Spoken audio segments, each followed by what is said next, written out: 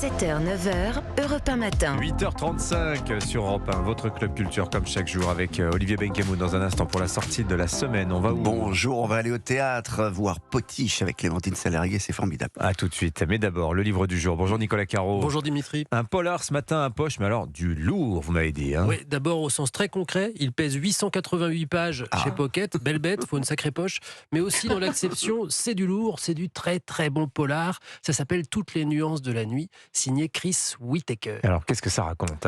Bienvenue à Monta Clara, dans le Missouri, aux États-Unis, en 1975. C'est plutôt tranquille comme coin, en lisière de forêt. Et voici Patch McCauley, un gamin un peu décalé, mais très sympa. Il est élevé par sa mère qui fait ce qu'elle peut. Lui, il se prend pour un pirate. Il a toujours un bandeau sur l'œil. Ça ne l'aide pas vraiment à se faire des amis. Et c'est pas le meilleur élève de l'école. Il chourave quelques petits trucs de temps en temps.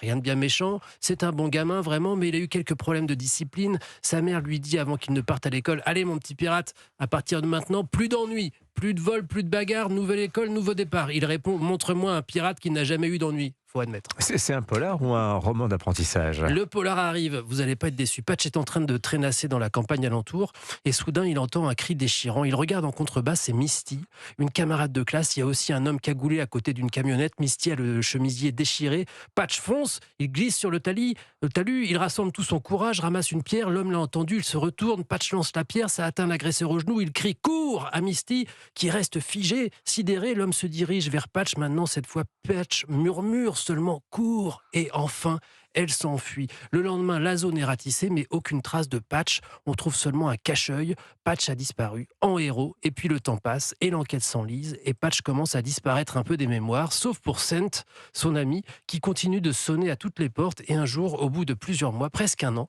Patch réapparaît. Tout est bien qui finit bien. Eh ben non. C'est là que ça commence. Que s'est-il réellement passé? Il vous reste 800 pages pour le savoir et une trentaine d'années d'intrigue. C'est complètement addictif, incroyablement intelligent et parrainé par Gillian Flynn. Vous savez, Gone Girl, c'est elle. Toutes les nuances de la nuit, donc Chris Whittaker. Bon, il a l'air bien celui-là. Il a l'air très très bien.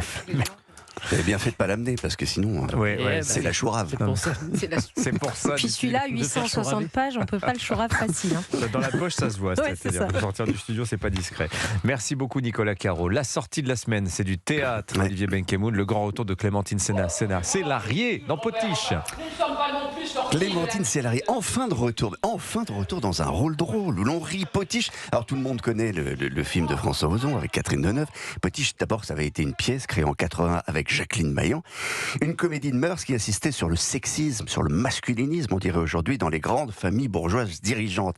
Là, il est question de Suzanne, épouse parfaite, mais qui s'ennuie, et qui s'ennuie vraiment comme un rat mort à la maison, mise dans un coin et qui, par un coup du sort, à cause d'une grève, se retrouve propulsée à la tête de l'entreprise. On entend la grève ou pas? Shell, voilà, pour y remplacer son mari.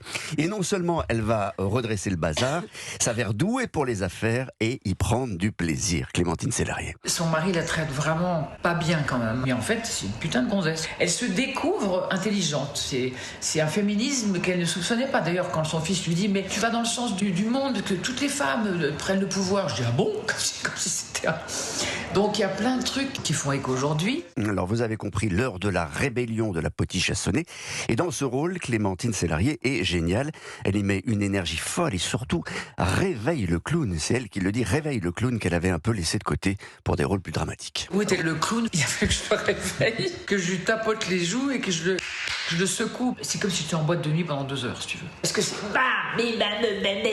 Alors les gens qui me prennent un peu pour une vieille, un vieux machin, ils disent « Mais tu es pas trop fatigué ?» Au contraire, fatigué de quoi? Bon, elle a l'air en forme, elle a l'air de beaucoup s'amuser. Ouais, et les spectateurs aussi. Il y a une sorte de nostalgie pétillante par ailleurs. Vous retrouverez notamment le célèbre jogging rouge à 3 bandes porté par toutes les interprètes depuis la Maillan.